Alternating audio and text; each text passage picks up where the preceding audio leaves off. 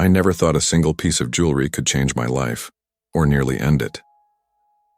My name is Samantha Cole, and I grew up in Portland, Oregon, in a neighborhood that smelled of wet leaves and diesel fumes. I spent my childhood wandering alleys lined with thrift stores and hardware shops, fascinated by the small things people created with their hands. My parents worked hard, my father as a mechanic, my mother as a nurse, but money was always tight. I learned early that ambition and talent didn't guarantee security, that dreams often came with a price. After graduating college with a degree in English, I bounced through a series of dead-end retail jobs. I rang up groceries, folded sweaters, and smiled at customers who seemed more interested in their phones than in me.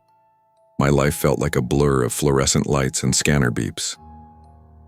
Then one evening, almost by accident, I found myself at a small craft fair.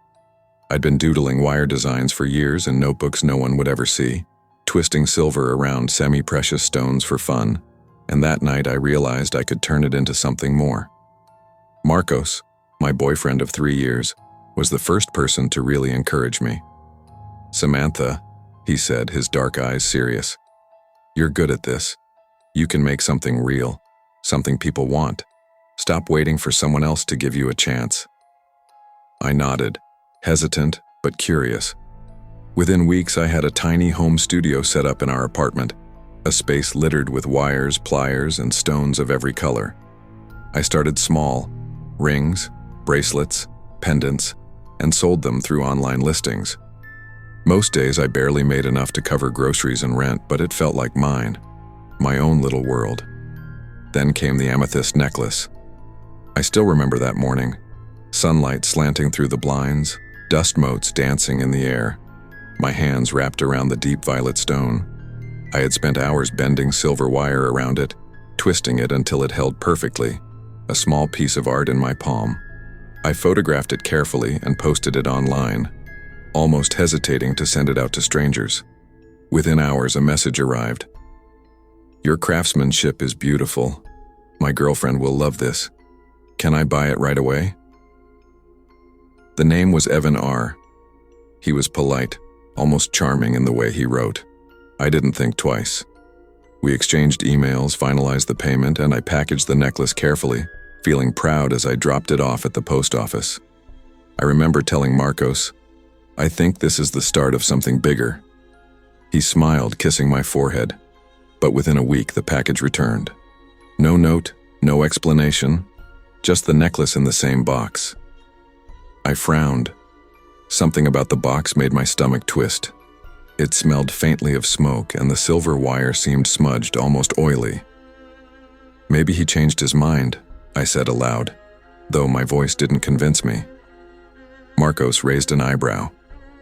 "That's strange," he said, "but people do weird things." I tried to push it out of my mind, focusing instead on work and new designs. But that evening, while carrying groceries inside, I noticed a dark sedan parked across the street. The driver, a man in his 40s with a cigarette dangling from his fingers, watched me closely. I froze. He made no move, didn't roll down the window, just stared. When I waved hesitantly, he pulled away slowly, like he had all the time in the world. That was the first of many moments where I questioned my reality. What was supposed to be a harmless sale, a small step into independence, was beginning to feel dangerous. I just didn't know how dangerous yet. The next few days, I began noticing small intrusions into our lives. Nothing overt at first. Shadows in the corner of my eyes, the feeling that someone had touched a countertop when I knew I had left it alone. Marcos tried to keep me calm. "You're letting your imagination run wild," he said, holding my hands one night after I had bolted upright from sleep. But the unease grew. It was a Tuesday evening when I first saw the car again, parked in front of our workshop. I was organizing stones on my desk when I caught movement outside. I went to the window and froze. There it was, the same sedan, engine off, and that same man inside, staring straight at me. My hands shook as I closed the blinds, pulling Marcos close. "That's not normal," I whispered. "We'll call the cops if it gets worse," he said, though I knew he was as scared as I was. The first warning came a few nights later. 3 knocks on the bedroom window at 2:47 a.m. They lived on the second floor. Marcos rushed to check, but the street was empty. Only faint smudge marks on the glass suggested someone had been there. We installed new locks, motion sensor lights, cameras, everything we could think of. Yet, the sense of being watched persisted. Emails started arriving, anonymous and untraceable. One subject line made my heart stop. "I see you." The attachment was a short video. I held my breath as I pressed play. The footage showed me on the couch laughing at something Marcos said just the night before. The angle was impossible, almost like it was coming from inside the bookshelf. Panic made me shake. "He's in the house," I said, voice trembling. How else could he film this? Marcos tore apart the living room, pulling every drawer, shelf, and box. Then he found it. The amethyst necklace. When he looked closer, we saw it. A tiny micro camera embedded in the clasp. Someone had used my jewelry to spy on us. I felt bile rise in my throat. Selling the necklace, something that had been my pride, had opened a door to a predator. Every thought of success now felt tainted, every click of a wire in my studio echoing in my mind as a potential threat. We spent the next week in near constant fear. Curtains drawn, phone close, eyes scanning every shadow. Marcos slept with one hand on my shoulder, the other on a kitchen knife. I couldn't stop thinking about Evan R., what he wanted, why he had chosen me, and how far he might go. Then, late one November night, our worst fears were realized. The front door burst open. I woke to shouts and screams. A tall, wiry man was inside, eyes locked on me. "I've been so close to you. You're perfect," he hissed. Marcos lunged, but a knife slashed across his chest. My scream pierced the room as I grabbed my phone, calling 911. The chaos felt endless. I clutched Marcos as he collapsed, bleeding. Sirens blared in the distance, but the damage was done. The police arrived minutes later, finding the intruder gone, but the apartment in disarray. Witnesses later described a man fleeing in a dark sedan, the same one we had seen before. Investigation revealed his identity. Evan Richards, a man obsessed with me, my social media, my jewelry, even my routines. He had a cache of hidden cameras, printed photos, and journals tracking every movement I had made in the past month. Sitting in the hospital, holding Marcos's hand as he slipped away, I felt numb. My life, once small but safe, had been ripped open. Selling online, chasing a dream, trusting strangers, it had brought unimaginable consequences. Yet, even as I grieved, a small, defiant part of me refused to shrink into fear. The weeks afterward were a blur. Police reports, court dates, statements. I testified, shaking but determined, hoping that justice would stop him from harming anyone else. Eventually, Evan was sentenced to life in prison without parole, but no sentence could return what I had lost. The apartment felt empty, haunted not by ghosts, but by the memory of violence. I could hear footsteps that weren't there, catch shadows in corners that didn't move. Every time the doorbell rang, my heart leapt. Even years later, a glint of purple in a shop window would make me glance over my shoulder. I tried to rebuild slowly. I returned to jewelry, but only for friends and family. No online listings, no stranger pickups. Trust was fragile now, a delicate thing I could no longer afford to give freely. Yet, in quiet moments, I remembered the thrill of creation, the joy of a design finished and polished. Marcos's death left a void that could never be filled. I avoided craft fairs, shied away from public events, and never again underestimated the danger of a seemingly harmless interaction. What had begun as a small dream had turned into a nightmare, a reminder that the world held shadows, some hiding behind the smiles of strangers online. Through therapy and support groups, I learned to manage the anxiety, the flashbacks, the feeling of being watched. I spoke to law enforcement about online safety, giving talks to small communities about the dangers of blind trust. It became a mission, almost a penance, to warn others before tragedy could strike. Time didn't erase the memory, but it reframed it. I came to understand that vulnerability wasn't weakness. It was a part of being human. I learned that ambition could be a double-edged sword, that the line between opportunity and danger was thin. Every morning I check my locks, my curtains, my surroundings, not because I live in fear, but because I've learned that vigilance can be life-saving. Selling jewelry had brought me joy, but it had also brought me face to face with a predator. It was a hard lesson, one I wish I had never learned, but it reshaped my life in ways I couldn't have anticipated. I share my story not to scare, but to caution. Trust cautiously, take care of your surroundings, and never underestimate the hidden intentions of strangers. Dreams are worth chasing, but safety and awareness must always come first. Even now, years later, when I see a violet amethyst glint in sunlight, I feel a pang of memory, but I also feel strength. The necklace may have opened a door to darkness, but it also taught me resilience, awareness, and the unshakable truth that life, even when fractured, goes on. Pursue your dreams, but never let ambition blind you to danger. Trust is earned, not given, and vigilance is as valuable as courage. I never imagined that a casual night scrolling Craigslist could become one of the most terrifying experiences of my life. My name is Ryan Mitchell. I was 32, living in Savannah, Georgia, and working as a mechanic at a small auto shop that smelled perpetually of oil, coolant, and the faint tang of burnt rubber. Life had been messy. My 6-year relationship had ended a few months earlier. She left, of course, blaming me for things I didn't even realize I was guilty of. My friends told me to get out there, but dating apps felt shallow. So I settled for scrolling Craigslist, buying and selling odds and ends, sometimes browsing the personal section half out of boredom, half out of hope. It was a sticky July evening. The air smelled like wet asphalt and honeysuckle, and the sun hung low, almost melted into the horizon. My phone buzzed in my hand as I scrolled through the personals, usual posts about casual meetups, people looking for companionship, cryptic messages that made me wonder about their intentions. Most I ignored, but then a post stopped me cold. Looking for something real, F27. The title was simple, earnest. A single photo of a woman smiling in warm sunlight accompanied it. She called herself Lacey.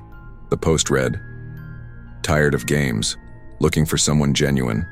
If you have a truck, that's a plus. Let's meet and talk." I hesitated, thumb hovering over the reply button. Part of me screamed that this was stupid, that strangers online could be dangerous, but another part, a smaller, lonelier part, wanted something normal, something real. So I replied. To my surprise, she responded within minutes. Her messages were casual, warm, and oddly personal. She asked about my favorite music, my job at the shop, whether I liked long drives.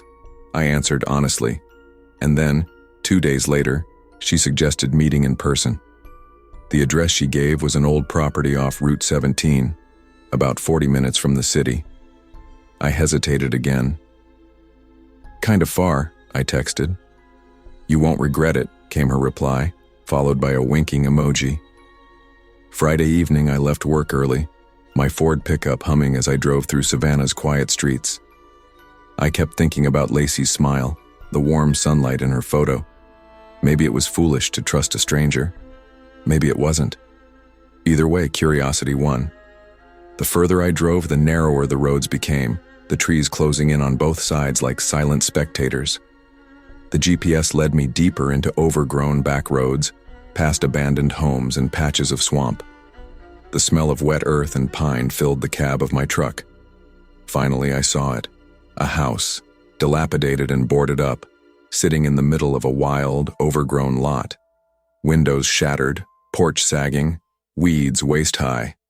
My stomach sank. I parked on the shoulder, fumbling with my phone. "I'm here, but this house looks abandoned. Are you sure?" I typed. Silence. 5 minutes passed. 10. Mosquitoes droned around the cab. Uneasy, I started the engine. Maybe this was a mistake. That's when headlights appeared in my rearview mirror. At first I thought it was coincidence, a vehicle turning off the highway, but as I drove, the SUV behind me accelerated, tailgating dangerously close. My pulse shot up. "Back off," I muttered, gripping the wheel tight. Then the first hit. The SUV slammed into my bumper, twice, hard. My truck fishtailed, tires screeching. Heart pounding, I floored the gas, weaving down the winding dirt roads. The SUV stayed glued to me, horn blaring, headlights blinding. Fear clawed at my chest. I took a sharp right onto a smaller dirt path I vaguely remembered, one that twisted back toward the main highway. The SUV followed, relentless. 15 minutes of pure panic. Every bump rattled my teeth. Every shadow in the woods seemed alive. I imagined headlights cutting through trees, a figure watching me with cruel satisfaction. I didn't look back. My hands ached from gripping the wheel, knuckles white. Finally, as I hit the highway, the SUV slowed, then disappeared into the night. Relief hit me in waves, followed by nausea. I pulled into a gas station under harsh fluorescent lights, truck still shaking from the chase. I sat, trying to breathe, staring at the empty pumps. My phone sat on the seat beside me. I opened Craigslist again. The ad was gone. Lacey's profile vanished as if she had never existed. I called a few friends, shaking so badly I could barely talk. "You got catfished, man," one laughed. But I knew it wasn't just a prank. Someone had intentionally lured me to that abandoned house. Someone had been watching, planning. My gut twisted at the thought of what could have happened if I had gone inside. The police filed a report but said bluntly, "These traps happen. Always trust your gut." There was nothing more they could do. I deleted Craigslist from my phone that night, vowing never to return. But fear doesn't fade easily. I spent months checking my mirrors, scanning the dark roads, imagining headlights behind me, even in broad daylight. Sleep became difficult. Every creak of the floorboard, every rustle in the trees outside, made me tense. My friends grew concerned as I flinched at shadows and drove slowly, even in familiar streets. Counseling helped, but the memory lingered. Route 17 haunted me. I kept revisiting the memory in my mind, trying to understand it. Why me? Why that house? The questions gnawed at me. Weeks turned into months, and I eventually started working extra hours at the shop to distract myself. The more I focused on engines, tires, and transmissions, the less I thought about that SUV, the abandoned house, the woman who didn't exist. But the paranoia never fully left. I caught myself avoiding wooded back roads, especially ones with abandoned homes. Even passing old houses in town made my chest tighten. My truck's rearview mirror became a source of tension. Every shadow seemed like a vehicle, every flicker of movement a threat. Friends tried to lighten it. "Ryan, man, it was just some creeps playing a trick," they'd say. But I knew better. It wasn't random. Someone had planned it with precision. The abandoned house, the lonely road, the SUV ready to pounce.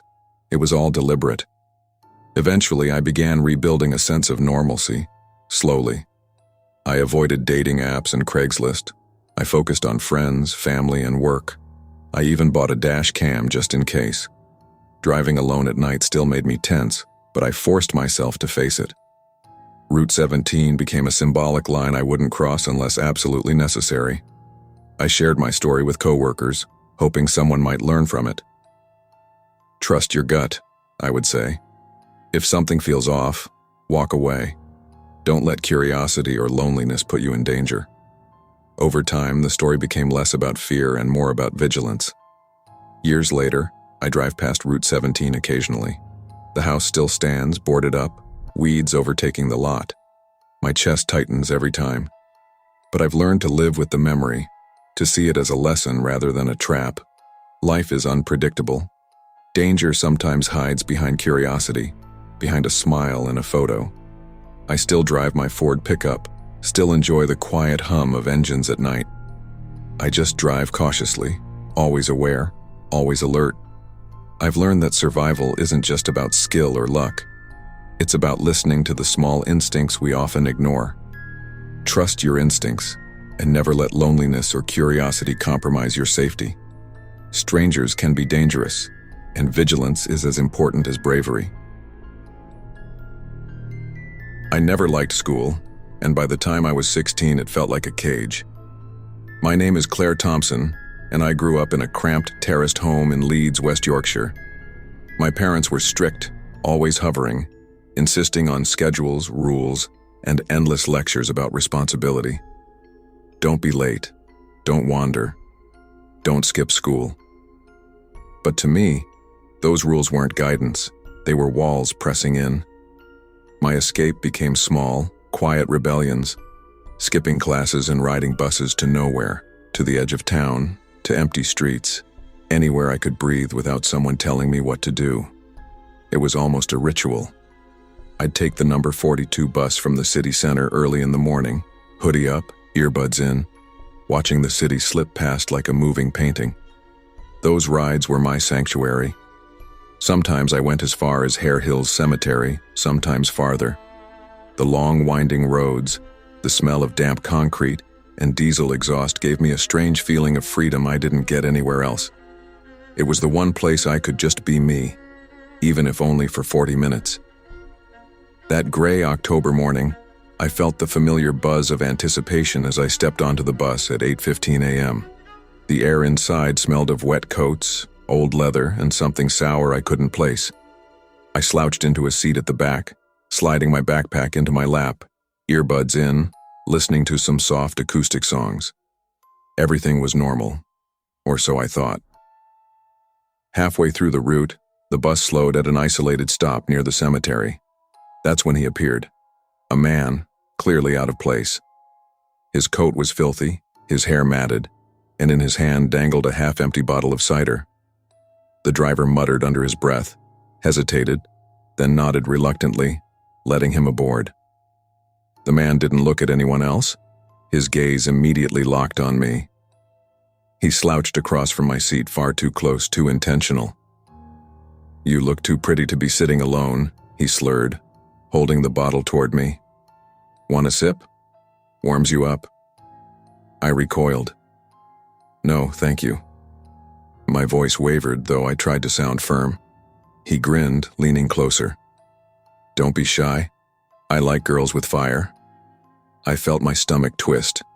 The bus was full, passengers scrolling on phones, reading newspapers, staring out fogged windows. No one reacted. Nobody said a word. I was suddenly painfully aware of the bystander effect. Everyone pretended I wasn't there. For the next 20 minutes, the man continued talking, his voice a mix of incoherence and predatory interest. "Where do you live? Do your parents know you ride alone? You're clever for sneaking out," he muttered, leaning forward just enough that I could feel his breath on my cheek.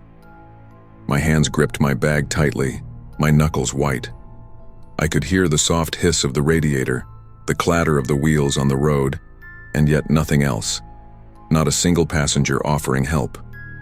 I shifted closer to the cold window, heart racing, wishing I could vanish into the condensation-fogged glass. Every stop felt like a potential trap. He didn't move away, didn't stumble past me. He was deliberate. His eyes stayed fixed, his smirk widening each time I flinched. Finally, the bus reached the end of the line. Relief surged, until I moved to stand and his hand shot out, gripping my wrist with alarming strength. "Don't leave yet," he hissed. The pressure made my pulse spike. Panic surged through me. I tried to pull away, but his grip was iron. "Let her go," the driver barked, standing from his seat. His voice, loud and firm, finally made the man release me. He stumbled backward, swaying, muttering something incoherent under his breath. I bolted off the bus, sprinting down the street toward the Marion Shopping Center.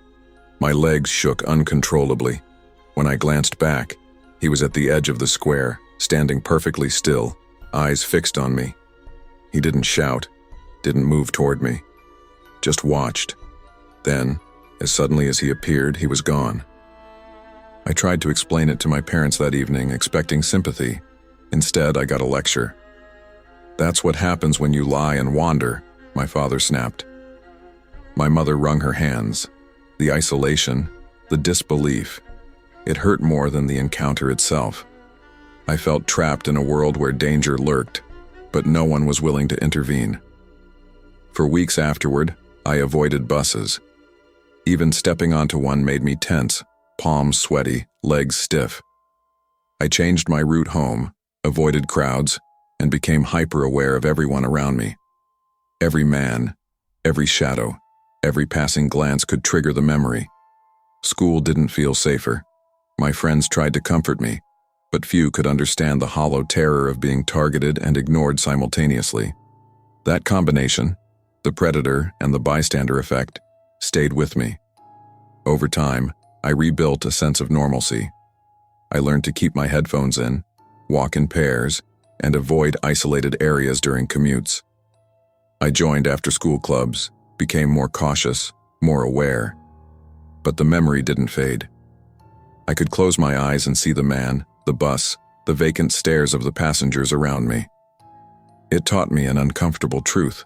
Sometimes evil doesn't need to act overtly. Sometimes it only requires that no one else does. The world can look away when danger lurks. And the silence of that morning, the passive inaction, left a deeper scar than the brief encounter itself.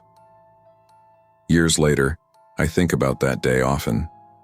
It changed me fundamentally. I never stopped taking buses, but I ride with awareness now. I watch faces, I note exits, I never sit with my back to the door. The world is not inherently safe, and some people prey on that complacency. I also learned that sometimes you must be your own protector. Waiting for someone else to step in can be dangerous. Awareness, assertiveness, and preparedness aren't paranoia. They're survival tools. Danger is real, but so is human indifference. Trust your instincts, protect yourself, and never rely on bystanders to do what you must do to stay safe. Awareness and caution are vital, because sometimes the silence of others can be as threatening as the hands of a predator. My name is Elena Navarro, and before that night I thought I understood danger. I was 38, teaching second grade in Albuquerque, New Mexico, married to Javier, a hard-working plumber who spent long hours under sinks and in crawl spaces, and mother to two bright, energetic kids, Sofia, 11, and Mateo, 8. Life wasn't perfect. We were always just scraping by, juggling bills and overtime, but it was ours. Until that spring of 2016, I believed that our home was a safe place, the one sanctuary we could retreat to from the world outside. Money had been tight for months. Javier's company had cut overtime, and my teaching job barely covered the essentials. One evening over dinner, I hesitated before speaking. "Javier, maybe we should sell the bracelet." I lifted the small gold heirloom that had belonged to my grandmother. It was heavy and delicate, engraved with tiny flowers. "It's just sitting in the drawer. We could use the money to catch up on the mortgage." Javier looked at it, then at me, worry creasing his brow. "Are you sure? That's—" he began, but I interrupted gently. "I know, but we can't ignore the bills. We'll be careful. Craigslist first." It felt like a simple, practical decision. I photographed the bracelet, wrote a short, honest listing. Vintage jewelry, $200 OBO. Within 48 hours, I received a message from someone named Chris. His tone was polite, almost charming. He said he wanted it as an anniversary gift and asked if he could come see it in person. My instinct was slightly uneasy, but I shrugged it off. I had done this before. Small Craigslist sales never seemed risky. That Friday evening, just after 7, a dark SUV pulled into our driveway. 2 men stepped out. Chris, tall and wiry, smiled politely, and next to him was a heavier man, wearing a baseball cap, scanning the house like it belonged to him. My stomach twisted. "Didn't he say he was coming alone?" I whispered to Javier. "Maybe it's just his brother," he replied, but his hand brushed mine with quiet concern. The men entered, and for the first 5 minutes it seemed normal. Chris admired the bracelet, asked polite questions. I breathed easier, but then, in a sudden motion, Chris drew a handgun from his jacket. Javier froze, his face pale. "Sit down. Everyone. Now." Panic swept through the room like fire. I clutched Sofia and Mateo, pulling them close. The heavier man slammed the door, locked it, and barked orders that made the hairs on the back of my neck stand up. The sale, what was supposed to be a small, harmless transaction, had morphed into a nightmare. They tied Javier's hands with duct tape, shoved him into a chair, while I sank onto the couch holding the children. My mind raced. "Please, just take the bracelet. Take whatever you want. Don't hurt us," I said, trying to keep my voice steady, though it quivered. Chris sneered, ignoring my words. "We want more. Cash, electronics, and don't forget her wedding ring," he said, pointing at Javier. My heart sank.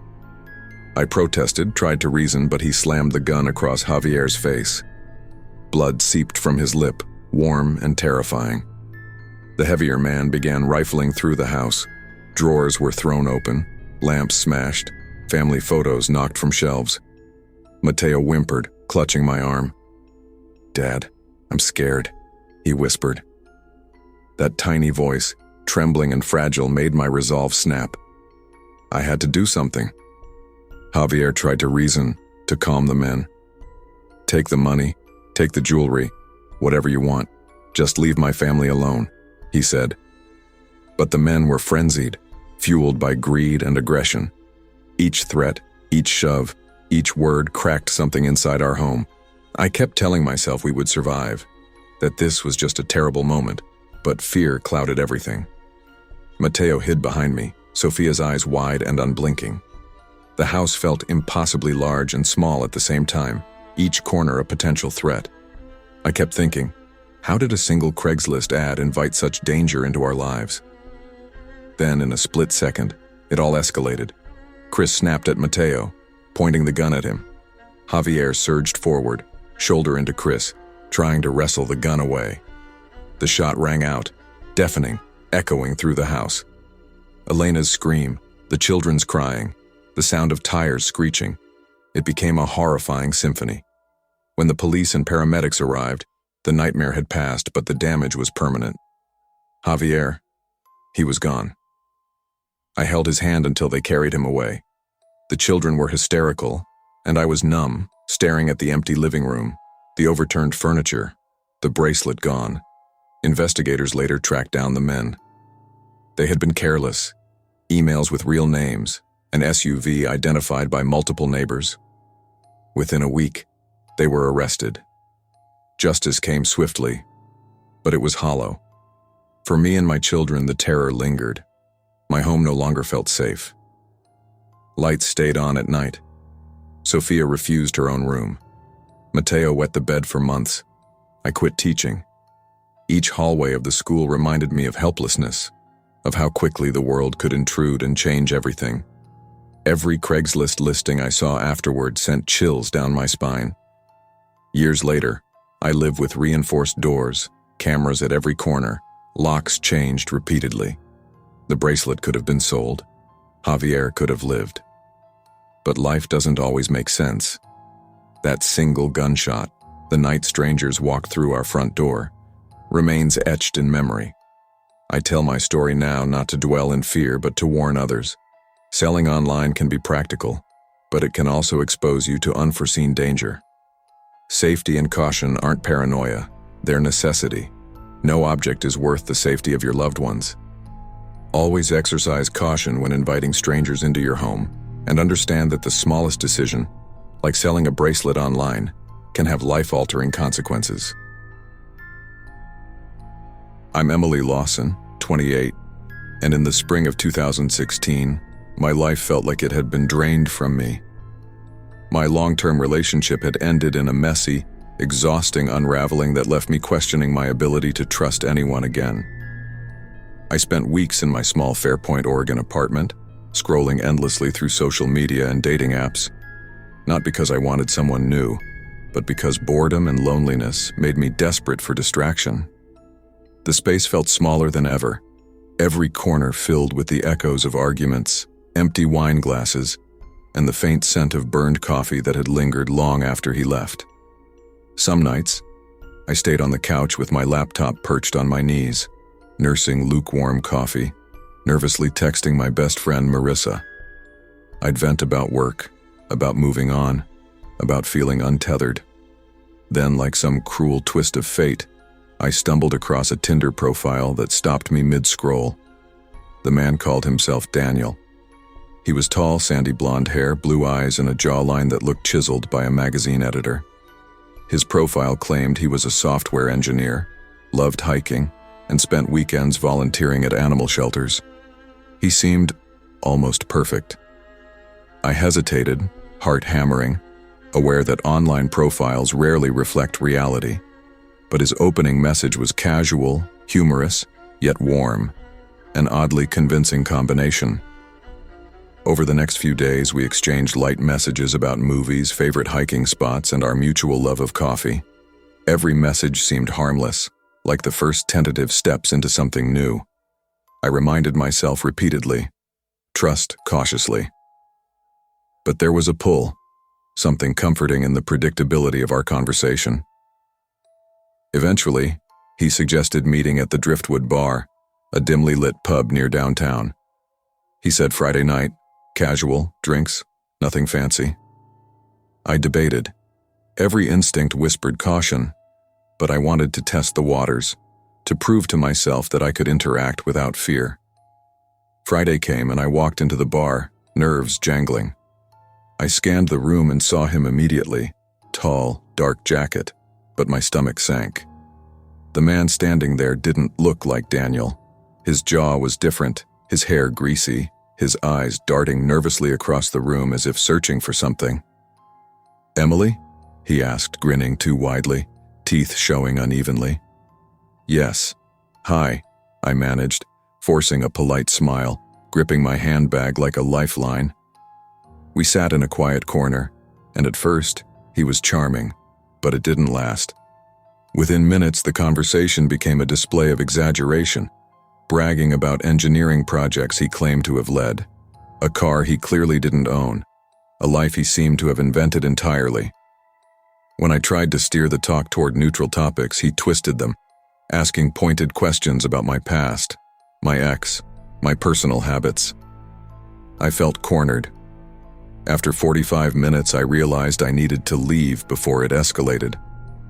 "I think I'm going to head out," I said softly, keeping my tone neutral but firm. The instant the words left my mouth, his demeanor shifted. The smile vanished, replaced by a grimace. "Wait, you can't just leave. You're leading me on." His voice rose sharply, drawing the attention of nearby patrons. My pulse accelerated. He stood abruptly, almost knocking over his chair, pacing in a small, tense arc. "You think you're better than me, huh? Don't act like this isn't your fault." My mouth went dry. Panic clawed at me like icy fingers around my chest. I shoved back my chair and moved toward the door. Each step was heavy, deliberate, as if the floor itself resisted my escape. The alley outside the bar was quiet, almost eerily so. The neon lights flickered overhead, illuminating wet pavement. He followed, shouting insults and accusations. Fear and disbelief warred inside me. I was alone, vulnerable, and the streets offered no refuge. My hands shook as I fumbled for my keys, fumbling with the lock as he drew closer, his shadow stretching across the wall. I kept my breathing shallow, trying to think, trying to act quickly. Then I saw the flashing blue and red lights in the distance. A police car rolled into view, tires crunching softly on gravel. He froze mid-step, calculating, and then bolted, disappearing into the darkness. My knees buckled as relief washed over me, tears pricking at the corners of my eyes. I leaned against my car, trying to convince myself it was over, that the nightmare had ended. Weeks passed, but the terror lingered. I returned home each night with a heightened sense of vigilance, double-checking locks, making sure windows were secure, and avoiding dimly lit streets. The incident had etched itself into my memory, leaving a shadow of paranoia I couldn't shake. Every alert ping from my phone made my heart leap. Every unexpected footstep behind me on the sidewalk set my pulse racing. Eventually, I discovered that the profile Daniel had resurfaced online, slightly altered, but unmistakably the same. My stomach dropped. I reported it immediately, but the encounter had changed me. I no longer blindly trusted smiles, charm, or attractive photos. The man could hide behind a mask, and appearances were a fragile illusion. I began taking precautions religiously, insisting on real-time selfies before meeting anyone new, meeting in crowded public spaces, updating Marissa about every step, trusting my gut above all else. Every routine interaction now carried a quiet tension, a readiness that had been absent before. Time passed and the fear softened but never disappeared. I started dating cautiously, always alert, weighing every action, every word, every movement. I learned that predators often hide in plain sight, using charm and carefully curated personas to lure unsuspecting victims. The key to survival, I realized, wasn't courage alone. It was vigilance, preparation, and awareness. Even years later, I feel a shiver when someone follows me briefly on the street, when a stranger lingers too long near a bar, or when a profile seems just too perfect. The memory of that night, the panic, the rage, the frozen fear, remains, a warning engraved into my instincts. Looking back, the true horror wasn't just the man pretending to be Daniel. It was the deception, the betrayal of trust, and the reminder that appearances are fragile and often misleading. The experience forced me to become cautious, to trust instincts over charm, and to understand that safety is earned, not assumed. The lessons I carry are simple but powerful. Trust your gut, always prioritize personal safety, and never assume that someone is who they appear to be. Charm and photos can be weapons. Awareness and preparedness are your shields. Never let the allure of charm or appearance cloud your judgment. Danger can hide behind the perfect smile, and vigilance is the truest form of self-preservation. Trust instincts, protect yourself, and never ignore the red flags. I'm Aiden Graves, and the summer of 2015 was supposed to be like every other. Lazy mornings with cereal and cartoons, afternoons in my treehouse reading fantasy novels, and evenings skateboarding through the quiet streets of Cedar Hollow, Vermont. I was 16, reckless in small, harmless ways and completely comfortable in the peace my neighborhood offered. We had the kind of suburb where neighbors waved from porches, kids played until dusk, and everyone knew everyone else. I never worried about anything beyond homework and avoiding chores. That all changed one ordinary evening. I was sitting on the porch steps, my skateboard beside me, scrolling through my phone. Across the street, something or someone caught my attention. A man in what looked like a police uniform was moving slowly up my next-door neighbor's driveway. He carried a small black device that looked like a taser, though I wasn't sure at first. He knocked on the door repeatedly, then crouched to peek through the windows, shifting like he had memorized a script. There was something unnerving about him. The uniform didn't fit right, too baggy, cheap-looking, and the badge was crooked. His face was pale, eyes cold, scanning the windows like he knew exactly what he was looking for. I felt a chill run down my spine. Without thinking, I ran inside, slamming the door behind me and shouting to my parents. My mom immediately called the sheriff's office, and officers arrived within 20 minutes. They spoke to the man briefly, asked a few questions, and then left. But the image of him, grinning faintly as he walked away, stayed with me. For days after, I couldn't sleep properly. Every time I heard a car pull up outside or saw someone in a uniform, my heart raced. I kept the blinds drawn and refused to step onto the porch alone. My parents tried to reassure me. "It's probably nothing, Aiden. He's gone," my father said. But I knew it wasn't nothing. Whoever that man was, he had violated the sense of safety I'd always taken for granted. Weeks later, we went on a family vacation to Lake Harmony, Pennsylvania. I thought maybe being away would help me relax, escape the paranoia. The hotel was crowded, families laughing, kids running through the pool area, the smell of sunscreen and popcorn filling the air. I thought I was safe in a crowd, that fear couldn't follow me here. The first night I stayed up later than I should have, returning from a snack in the vending area. As I stepped out of the elevator, I froze. There he was, the man in uniform. His clothes looked slightly different, but his stare was unmistakable. Cold, unblinking, and somehow impossibly calm. "You again?" I whispered to myself, stepping back instinctively. The man didn't respond. He just smiled faintly, pressing the button for another floor and moving with a fluidity that made me shiver. Every instinct screamed to run, but I hesitated, unsure where to go. I wasn't alone. Hotel staff were nearby, but he seemed untouchable, always a step ahead, disappearing when anyone else came close. Over the next few hours, his presence became impossible to ignore. He appeared in hallways just beyond my line of sight, outside doors of rooms that weren't ours. He would vanish when staff walked by, only to reappear moments later, always watching, always patient. My phone rang. An unknown number flashed. Hesitant, I answered. A distorted low voice whispered, "You can't hide. I'm watching." Fear overtook reason. I bolted to the front desk, breathless, my hands shaking as I explained what had happened. The staff were concerned but skeptical. They reviewed the security cameras and found nothing. The man was gone, and yet I knew he had been there.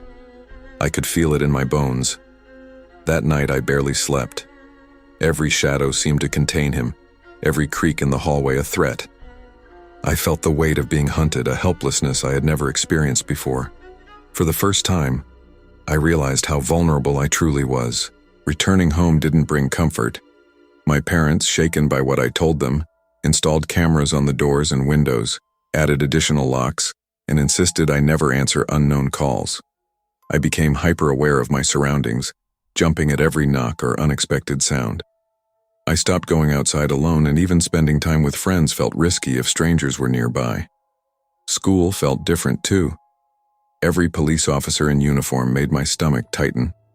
Authority, once a source of comfort and security, now carried an undercurrent of threat. I couldn't shake the memory of him stepping from shadows, smiling faintly, watching with patience that suggested he could wait forever. The sense of being observed clung to me like a second skin. I tried to distract myself. Video games, reading, long walks in daylight, anything to regain normalcy. But the paranoia lingered, a constant hum in the back of my mind. Even when nothing happened, I felt watched. Months passed and the intensity of fear softened, but the memory never fully left. I learned to move with caution, trust instincts over appearances, and recognize that danger often hides behind familiar facades. People in uniforms, in authority, or in positions of trust are not automatically safe. I became meticulous about who I let into my life, paying attention to red flags that I previously would have ignored. Even years later, I noticed the subtle details: the cheap badge, the crooked cap, a pause too long at a doorway. And I remember the way he made the familiar seem terrifying. Cedar Hollow, once a haven, now feels smaller, constrained by the memory of one man who wore a uniform and used it as a weapon. Looking back, the true horror wasn't just the man himself. It was the lesson that evil can appear ordinary, can hide behind trust, and can infiltrate spaces considered safe. I had learned a harsh truth. Vigilance is not paranoia, it's survival. Safety is not guaranteed by familiarity, authority, or location. It is earned through awareness, preparation, and instinct. The summer of 2015 left a permanent mark. I remained cautious, aware of my environment, skeptical of appearances. The world is not always as safe as it seems, and predators can disguise themselves in ways designed to bypass our defenses. Danger can hide behind a mask of authority. Trust instincts over appearances. Stay vigilant in seemingly safe spaces, and never assume that someone in a uniform is automatically trustworthy. Awareness is the best protection.